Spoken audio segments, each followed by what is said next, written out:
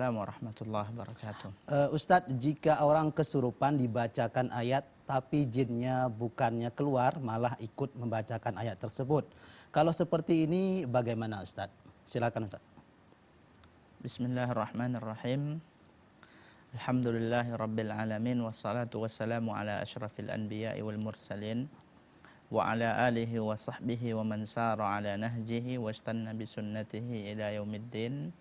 Amma ba'd, rabbi shrah li sadri wa yassir li amri wahlul 'uqdatam min lisani yafqahu qawli. Allahumma 'allimna ma jahilna wanfa'na Allahumma bima 'allamtana wa zidna 'ilman nafi'an ya rabbal alamin. Ada pertanyaan, bagaimana kalau seandainya ketika meruqyah orang yang kesurupan atau ya orang yang kemasukan jin, kemudian ketika dibacakan ayat ya, ayat ruqyah tadi, jinnya malah ikut membaca ya. Maka hal ini memang sering kita jumpai dan sering kita dengar dari kisah-kisah orang yang meruqyah. Betul. Atau orang-orang yang kena gangguan-gangguan jin atau kesurupan. Maka para ulama mengatakan hal seperti ini biasa dilakukan oleh jin untuk mengelabui orang yang meruqyah. Biasanya kadang ya lebih ekstrem lagi. Mereka bukan hanya ikut baca. Kalau ikut baca maka mungkin suatu hal yang positif ya. Karena mungkin ya ada sebagian jin itu yang dia tersebut dipaksa oleh dukun untuk masuk ke tubuh korban gitu atau pasien. Padahal dalam hatinya tersebut tidak ada qanaah. Maksud saya qanaah di sini, dia ini tidak menyetujui apa yang dia lakukan. Tapi karena dia sudah ya diberikan sesajen atau segala macam, ya diberikan ancaman, bahkan ada yang diancam. Ya bahkan ada yang wallahu a'lam apakah ini benar atau tidak. Sang dukun merantai jin tersebut di dalam.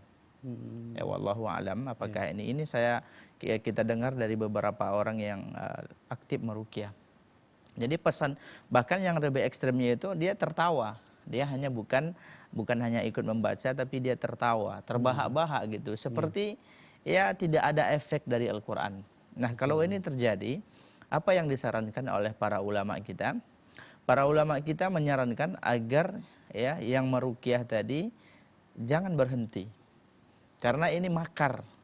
Ya, karena ini makar, karena ini tipu daya yang dilakukan oleh jin ya.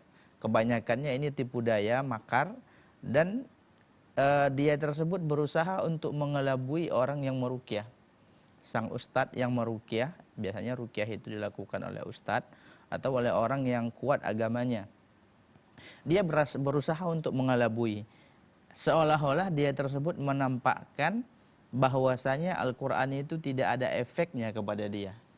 Padahal kalau seandainya ya kita teliti bagaimana penjelasan para ulama kita terhadap pengaruh Al-Qur'an tersebut terhadap gangguan-gangguan ini, maka akan banyak kita temukan hadis ya.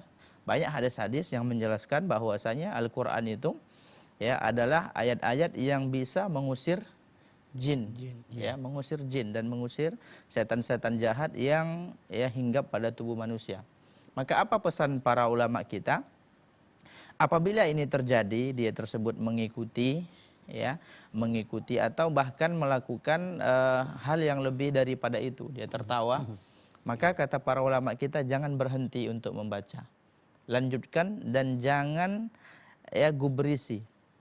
Ya, jangan dihiraukan. Biarkan saja dia melakukan apa yang ingin dilakukan. Kadang-kadang yang ada juga ya kita dengar daripada ustaz-ustaz kita yang aktif meruqyah, dia sebagian jin itu kadang malah menyebutkan tentang aib-aib ya orang yang meruqyah yang dia ketahui. Ya, kamu jangan sok ngeruqyah, kamu begini. Ini ada kadang. Maka dalam dia tujuannya apa? Tujuan dari jin yang melakukan seperti ini adalah untuk melemahkan ya keyakinan dan tawakal dan mental ya yang meruqyah tadi. Maka ketika ini terjadi, terus saja baca, ya, jangan berhenti, jangan hiraukan, jangan terlalu banyak berdialog dengan jin. Ya, kadang ada sebagian orang yang meruqyah larut ya, sehingga dia yang menanyakan hal-hal yang kadang tidak pantas untuk ditanyakan. Atau kadang-kadang ya diajaknya jin tersebut untuk melakukan lucu-lucu, ya, pertanyaan-pertanyaan yang lucu-lucu, sehingga ya ini tidak pantas dilakukan sebagaimana nasihat para ulama kita. Jadi ketika ini terjadi, ya, kesimpulannya adalah tetap fokus membaca, tingkatkan tawakal kepada Allah Subhanahu wa taala, ya. Kemudian ya jangan lupa banyak berdoa, bentengi diri kita dengan zikir. Tentunya orang yang meruqyah ini dianjurkan adalah orang yang tingkat ketakwaannya itu sangat tinggi. Ya, karena ini berpengaruh. Ya, karena para ulama menyebutkan as-saifu bidaribihi. As-saifu bidaribihi. Pedang tersebut itu tergantung orang yang ya yang mengayunkan pedang tersebut. Kalau seandainya pedang itu mantap, tajam, kuat dan sangat ya kuat, tapi diayunkan oleh orang yang tidak punya kekuatan, maka efeknya juga tidak akan terlalu hebat. Akan tetapi apabila ya suatu pedang yang kuat, tajam, tangguh, kemudian diayunkan oleh seorang algojo yang betul-betul ya dia tersebut kuat dan memiliki teknik dalam memukulkan itu, maka dia akan ya memberikan efek yang hebat. Begitu juga Al-Qur'an. Al-Qur'an kita mengetahui pengaruhnya tentunya ada, karena ini disebutkan oleh Rasulullah sallallahu alaihi wasallam. Dan begitu juga ayat-ayat Allah Subhanahu wa taala menyebutkan ya, kita disuruh berlindung dengan membaca Al-Qur'an, wa qul a'udzubika wa qur rabbi a'udzubika min hamadzatis syayatin wa a'udzubika rabbi an yahdurun.